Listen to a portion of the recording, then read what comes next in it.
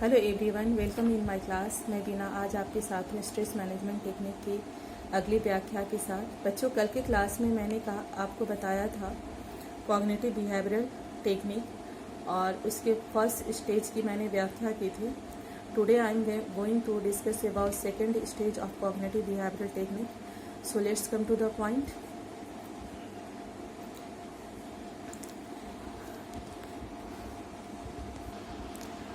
दबाव ह्रास प्रवृत्ति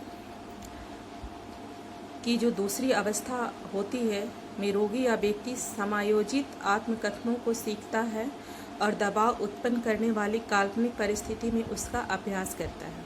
ठीक है, इसकी जो सेकेंड अवस्था है, I am going to repeat, just listen carefully. मैं इसे फिर से रिपीट कर रही हूँ, ध्यानपूर्वक सुनिएगा।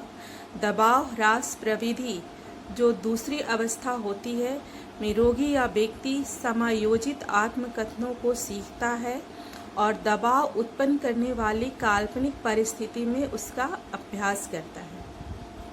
ठीक है, तो बच्चों, जैसा कि कल के क्लास में मैंने कहा था कि कॉग्निटिव बिहेवियरल टेक्निक की जो व्याख्या है वो मिकेनबॉम के द्वारा की गई थी, यानी इसे विकसित करने में मिकेनबॉम का सबसे बड़ा हाथ था। और इस प्रशिक्षण में 3 अवस्थाएं होती हैं। और last day I did describe about assessment. कल के क्लास में मैंने मूल्यांकन जो इसकी फर्स्ट स्टेज है उसकी व्याख्या मैंने की थी, और आज मैंने दूसरे स्टेज की व्याख्या की। और मैंने कहा कि दबाव ह्रास प्रवृत्ति जो दूसरी अवस्था होती है में रोगी या व्यक्ति समायोजित आत्मकथनों को सीखता है और दबाव उत्पन्न करने वाली काल्पनिक परिस्थिति में उसका अभ्यास करता है। तो इस वाक्य पर यदि आप ध्यान देंगे तो इसमें कुछ बातों पर जोर दिया गया है। रोगी या व्यक्ति, ठीक है, जिसको समायोजन करने में असुविधा हो, ठीक है, जो अक्सर तनाव लेते रहते हैं, वैसे पर्सन के बारे में यहाँ कहा गया। समायोजित आत्मकथनों को सीखता है, उसे सिखलाया जाता है कि कैसे आप उस परिस्थिति में अपने आप को समायोजित कर सकते हैं, तनावपूर्ण परिस्थिति में आप कैसे समायोजित कर सकते हैं, वैसे आत्मकथनों को सिखाया जाता है। ठीक है, कि आप ऐसे सोचिए, ऐसा करिए तो आप वहाँ एडजस्ट रहेंगे। और दबाव उत्पन्न करने वाली काल्पनिक परिस्थिति में उसका अभ्यास करने को कहा जाता है। दबाव उत्पन्न करने वाली काल्पनिक परिस्थिति, ठीक है, इमेजिनेशन। वह कल्पना कीजिए कि हाँ, उस स्थिति से आपको दबाव हो रहा है, तो आप सोचना शुरू कीजिए कि नहीं, ऐसे नहीं, मैं इस तरह से करूँगी तो स्ट्रेस कम होगा। इस तरह का प्रशिक्षण या ट्रेनिंग उस व्यक्ति या रोगी को दिया जाता है।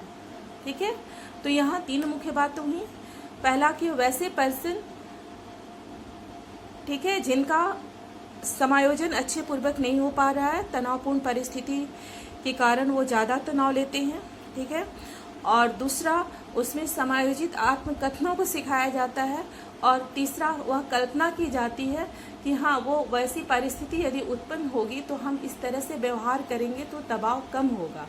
तो धीरे धीरे इस ट्रेनिंग को, जब इस प्रशिक्षण को दिया जाता है, तो वह क्या करता है कि वह तनावपूर्ण परिस्थिति से अपने आप को बाहर निकालने में सफल हो जाता है। ठीक है, और कल के क्लास में मैं इसके 3 स्टेज, जो चौथा स्टेज है एप्लीकेशन या अनुप्रयोग, उसकी व्याख्या करूंगी। आई होप कि ये क्लास भी आपको अच्छा लगा होगा। तब तक के लिए bye and have a nice day. बहुत बहुत शुक्रिया।